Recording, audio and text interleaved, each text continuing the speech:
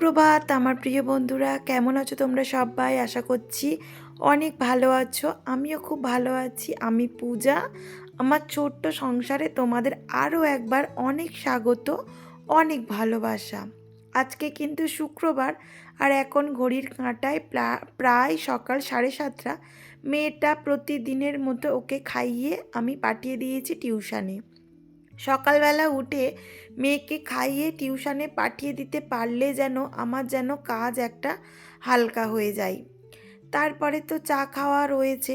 তো চা খেয়ে আমি কিন্তু একেবারে উপরে চলে এসেছি, মানে ঘরগুলো পরিষ্কার করে নিতে। প্রথমেই কিন্তু আমি মর্নিং ওয়াক সেরে এসে সমস্ত ঘরগুলো মুছে নিয়েছি। উপর নিচ সমস্ত ঘর বারান্দা আমার কিন্তু মোছামুছি কমপ্লিট হয়ে গিয়েছে। কথাতেই আছে, মেয়েরা কিন্তু ঘর গুছাবে আর ছেলেরা বাইরে ইনকাম করবে। তো মেয়েরা যদি না সংসারী হয় তাহলে কিন্তু সেই সব সংসারে কোনো দিনই সুখ আসে না। মানে নিজের যতটা ইনকাম করে হাজবেন্ড, তো কিছুটা তো সঞ্চয় করে রাখতেই হয়। ছেলেরা তো সবসময় ভাবে এটা করব ওটা করব এই খাবো, কিন্তু আমরা মেয়েরা সবসময় ভাবে কি খেয়ে পড়ে কিছুটা হলেও নিজেদের জন্য ভবিষ্যতের জন্য কিছুটা সঞ্চয় করে রাখি। তো ঠিক তেমনই আমিও নিজে যত খাই যাই করি না কেন, তো ভবিষ্যতের জন্য না সবসময় ভাবি কিছু একটা মানে রেখে দেব, যাতে পরবর্তীকালে আমাদের আর অসুবিধা না হয়। তো তারপরে এদিকে এই যে দেখো আমার বিছানা কমপ্লিট।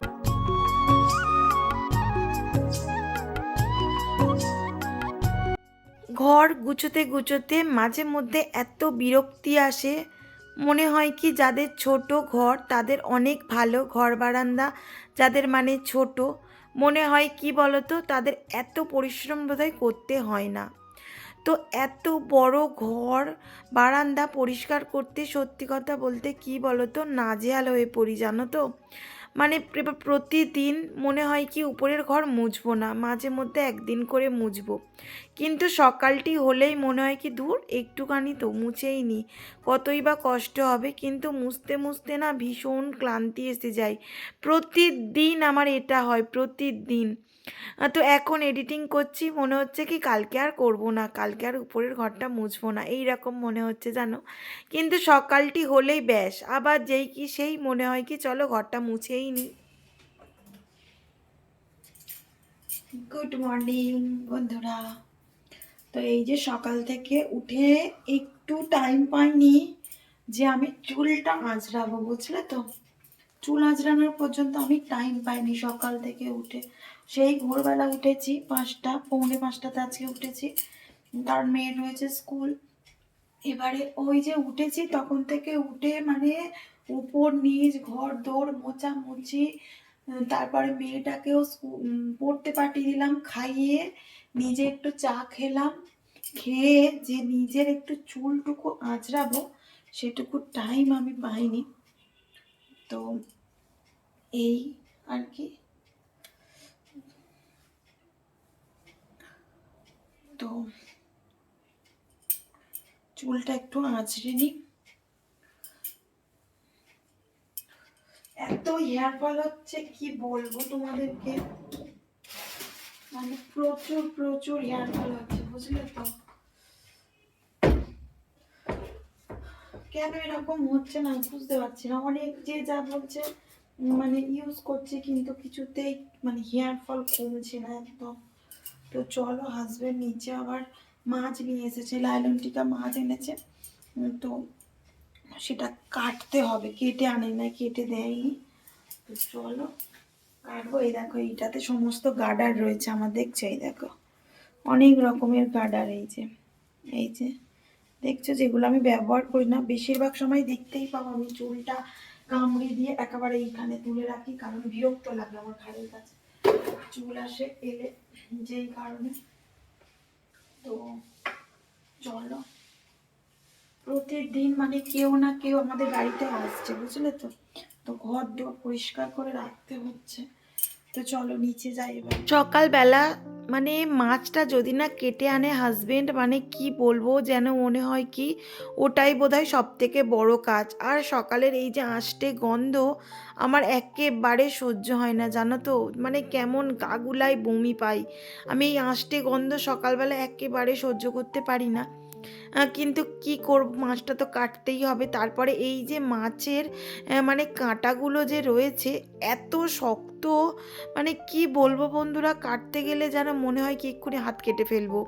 এমনিতেই তো আমি খুব একটা ভালো মাছ কাটতে পারি না, সেটা তোমরা মানে আমার মাছ কাটার ধরন দেখে বুঝতেই পারছো। অনেক কষ্ট করে মাছ কাটি, মানে মনে হয় কি কোন মাছটা কিভাবে কাটবো আমি যেন এখনো ঠিক ধরতে পারি না। তো যাই হোক, এই যে ছাই নিয়ে নিয়ে অনেক কষ্ট করে আমি মাছটা কাটছি, তোমরা দেখতেই পাচ্ছ। ও চোখ মুখের হাল, মানে কি যে যেন মনে হচ্ছে একটা যুদ্ধ চলছে আমার সঙ্গে এই মাছ কাটা নিয়ে।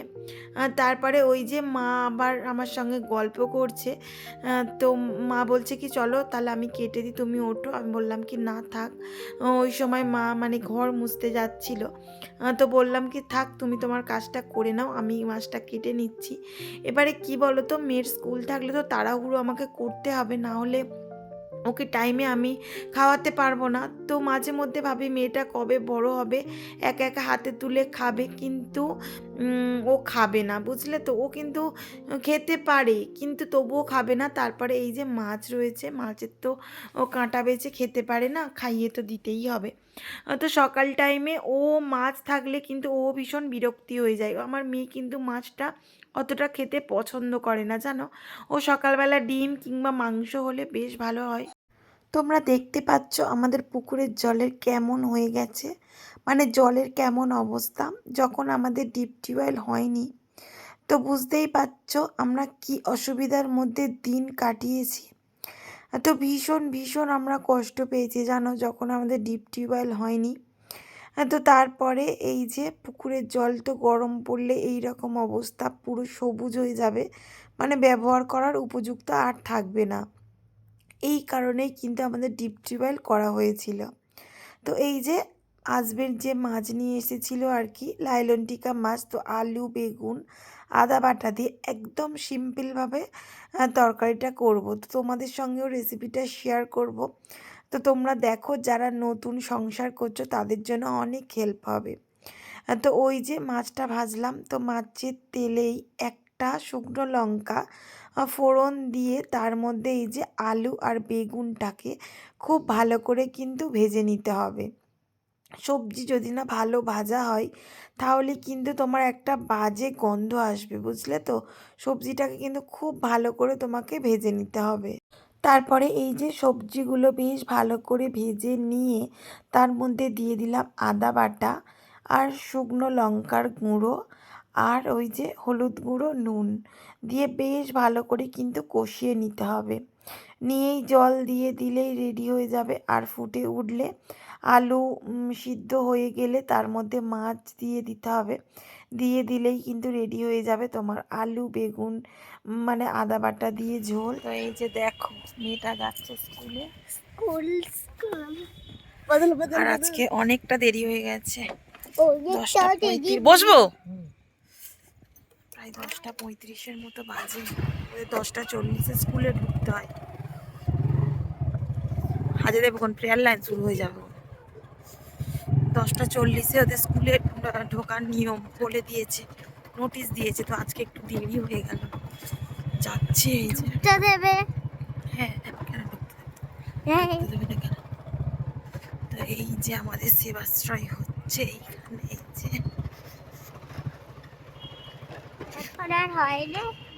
এসে গেছে। এই যে সবাই এসে দেখছো, সবাই আসছে।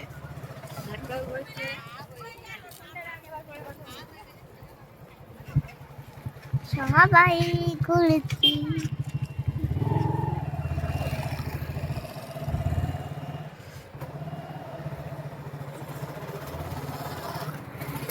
তো চলো যাই। তো বন্ধুরা এই যে ছাদে এসেছি, কারণ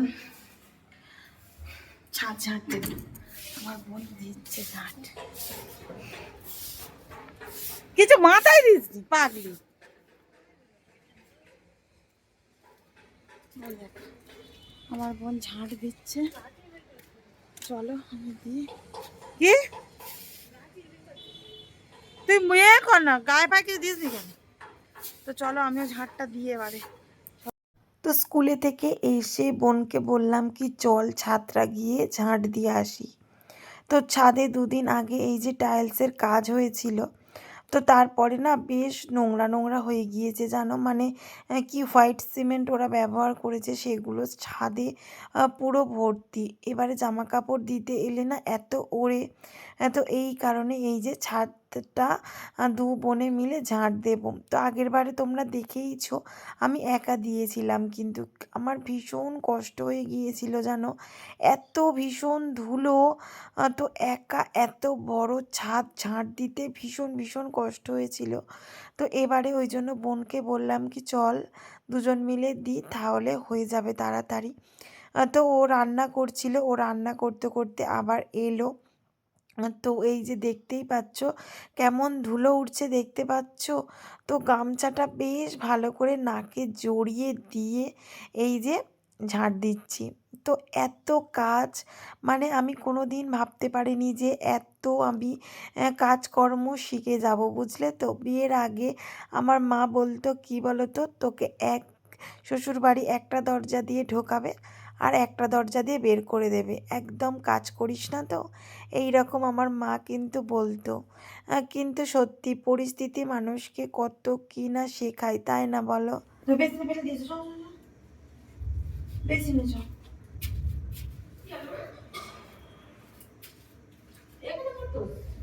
খাবার করবো আমি। তো এই যে সন্ধ্যা হয়ে গিয়েছে আর হাজব্যান্ড এসে চা করবে। আর মেয়েটারও না ভীষণ সর্দি হয়েছে, ওই যে ভীষণ সর্দি, একটু আদা দিয়ে চা করি, ও খাবে আর আমরাও খাবো, চা খাবো। এই যে তোমরা চা যদি খাও চলে এসো, চা খাবে আমাদের বাড়ি। চলো চাটা করি।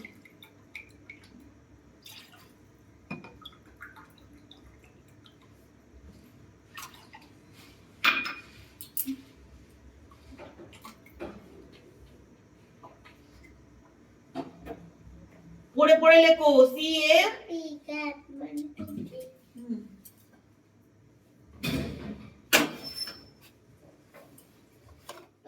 অন্যান্য দিন কিন্তু আমি বিকেলবেলায় চা খাই, মানে আমি আর আমার হাজবেন্ড। তো আজকে হাজবেন্ডকে ফোন করতে বলল কি যে যে কাজ রয়েছে, আমি সন্ধ্যাবেলায় যাচ্ছি গিয়ে চা খাবো।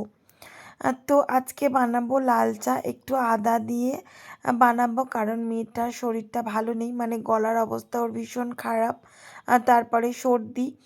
তো এই কারণেই ও একটু লাল চা করবো, ও খাবে আদা দিয়ে আর আমরাও খাবো। তো হাজব্যান্ডেরও তো মানে শরীরটা ভালো নয়, মানে সর্দি সর্দি। তো এই কারণেই আর কি করছি। তারপরে ওই যে মেয়েকে এদিকে পড়তেও বসিয়ে দিয়েছি, দেখতে পাচ্ছ তো ওকে, মানে স্কুলের যে হোমওয়ার্ক কাজগুলো ছিল সেগুলো আমি ওকে দিয়েছিলাম, ও বসে বসে করছিল। তো যেদিন করে সন্ধ্যাবেলা খাবার করার থাকে ওকে কিন্তু আমি রান্নাঘরে নিয়েই বসে যাই, কারণ কি বলতো ওকে পড়িয়ে এসে তারপরে খাবার করতে না আমার একদম মানে মন চায় না জানো, মনে হয় না কি আর খাবারটা করি। এই কারণেই কিন্তু আমি নিচে এসে মানে খাবার করব, আবার ওকেও দেখবো, মানে দুটোই কাজ হয়ে যাবে। তো কি বলো তো, নিচে থাকলে না খাবার করার একটা ন্যাক থাকবে, কিন্তু উপরে ওই যে মানে বসে বসে বিছানার মধ্যে যদি বসে থাকি আর একদমই মনে হয় না কি খাবার করব। এই যে দেখো আমার মেয়ে কিভাবে চাটা খাচ্ছে, দেখো বড়দের মতো। আর চাটা না একটু গরম ছিল, ওকে বলি কি তুমি মাম্মাম খাও, গরম গরমই খাও তাহলে ভালো লাগবে। তো ও আবার বলছে কি তাহলে আমাকে একটু দেখাও আমি কিভাবে চা খাচ্ছি। ওই যে দেখছো ও বলছে আবার। তারপরে এই যে ও লিখছিল এইগুলো, তো লিখতে লিখতে আগে বললাম কি চলো তুমি আগে খেয়ে নাও। বন্ধুরা ওই যে দেখো কটা বাজে, 9টা 20 ঘড়িতে বাজে, আর সবেমাত্র হাজবেন্ড এলো। ওই দেখো কাজে থেকে ওই যে সবে এলো, ওর হাত কেটে গেছে, তাই তো হাত কেটে গেছে।